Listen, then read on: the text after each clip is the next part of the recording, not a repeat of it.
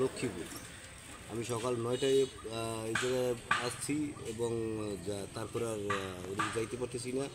লোকের কাছে জিজ্ঞেস করলাম কী হয়েছে, কয় ফেরিঘাটের সমস্যা। এখন অনেক গাড়ি আমার সামনে সিরিয়াল, এই কারণে আমি আর সামনে আগাই নেই।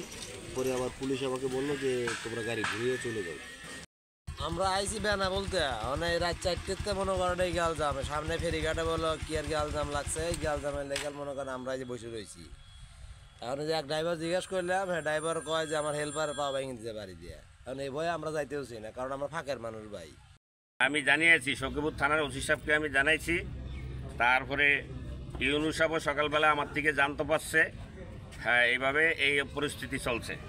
সব মশার বিরুদ্ধে সুরক্ষা দিতে এলো বসুন্ধরা এক্সট্রিম অ্যারোসল, মশার বিরুদ্ধে এক্সট্রিম সুরক্ষা।